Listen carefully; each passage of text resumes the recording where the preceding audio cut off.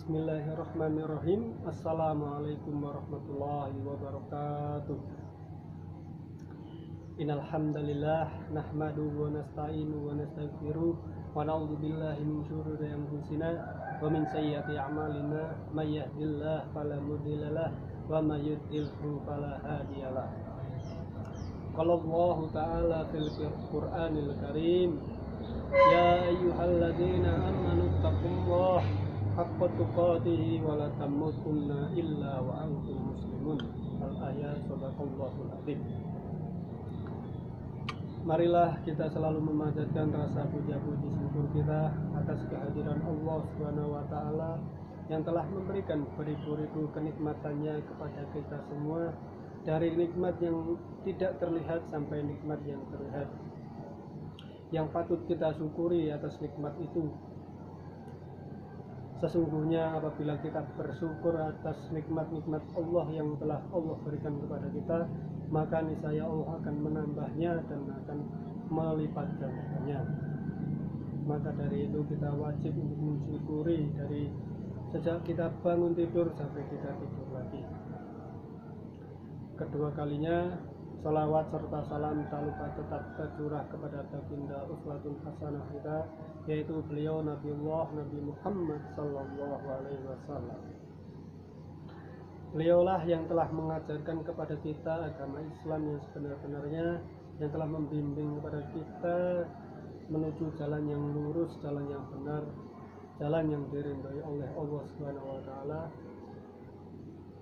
yang beliau telah berjuang di zaman dahulu untuk menegakkan agama Islam ini dari kejahilan dan kebodohan. Dan kita juga menantikan syafaatnya dari Rasulullah SAW di yaumul qiyamah kelak. Di sini kami sedikit akan menyampaikan tentang memanfaatkan 5 perkara sebelum datang 5 perkara. Apa saja 5 perkara itu? Yang pertama yaitu manfaatkanlah waktu mudamu sebelum datang waktu tuamu. Kenapa kita harus untuk memanfaatkan waktu muda ini? Karena di waktu-waktu muda kita itulah energi yang sangat besar, yang sangat kuat dan sangat produktif untuk kita menggali ilmu agama, ilmu dunia dan lain-lainnya. Di waktu muda itu energi kita itu tidak seperti waktu kecil dan waktu tua. Kenapa?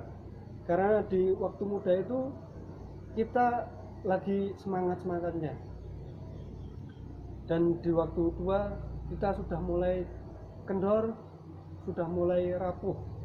Jadi di masa muda inilah mari kita manfaatkan dengan sebaik-baiknya, dengan mempelajari agama Allah dan kita menggali ilmu sedalam-dalamnya untuk hari tua kelak.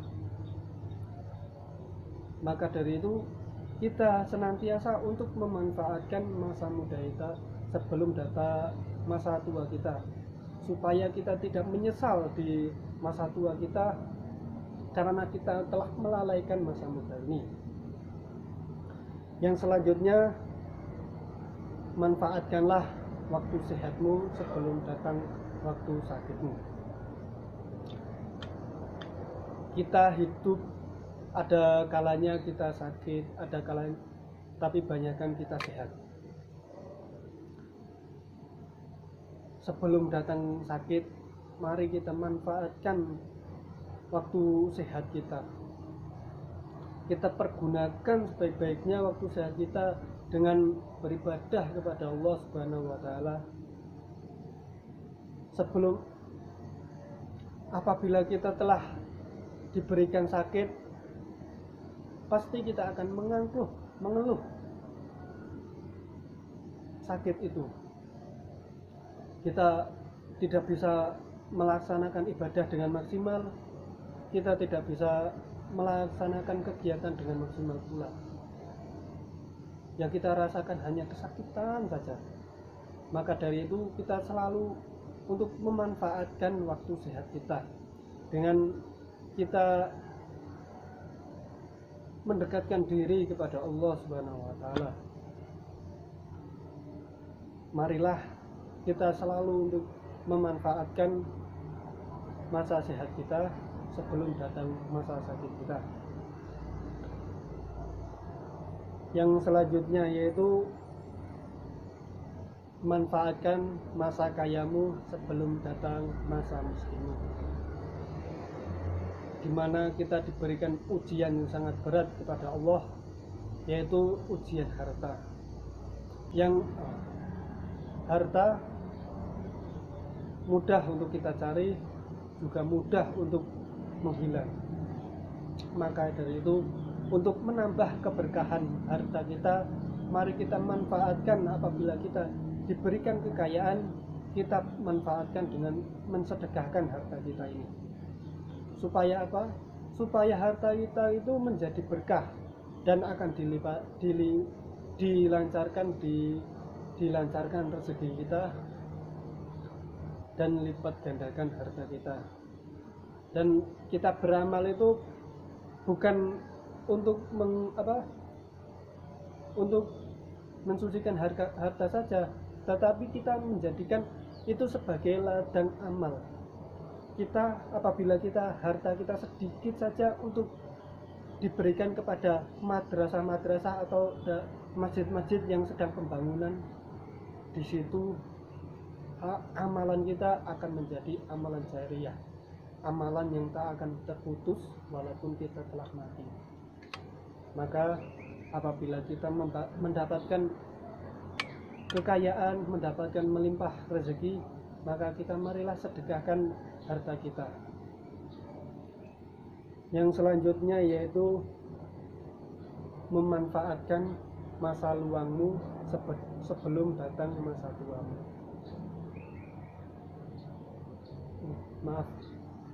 Yang keempat yaitu memanfaatkan masa luangmu sebelum datang masa sibukmu.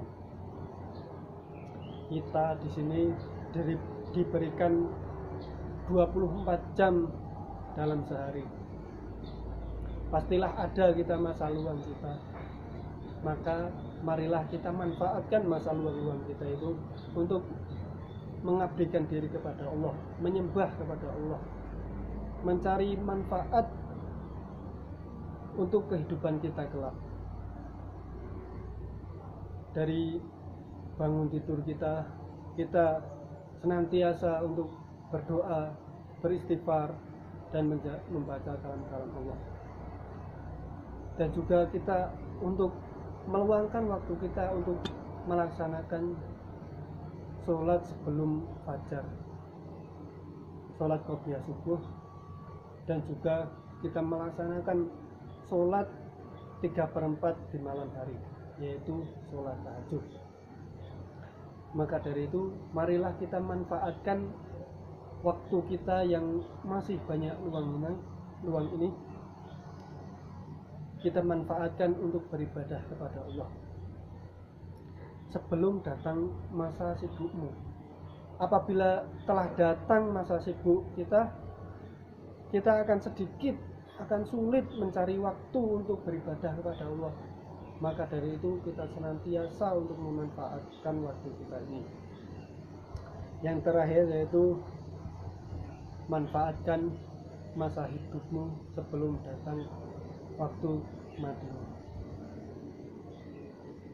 Kehidupan ini kita tidak akan menjalani terus untuk hidup, tetapi kita akan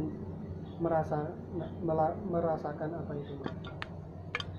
Maka dari itu, di kehidupan ini, jadikan kehidupan ini sebagai ladang kita untuk beramal, beribadah, untuk mencari pahala Allah, supaya kita setelah mati kita akan mendapatkan surganya Allah Ta'ala.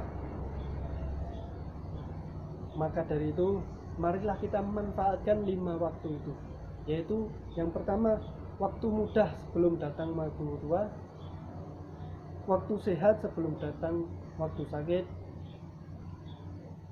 waktu kaya sebelum datang waktu miskin, waktu luang sebelum datang waktu sibuk, dan waktu hidup sebelum datang waktu mati. Mungkin hanya itu yang dapat saya sampaikan. Bila banyak kekurangan kami mohon maaf sebesar-besarnya. Nun wal kolami wa ma yasturun. Wassalamualaikum warahmatullahi wabarakatuh.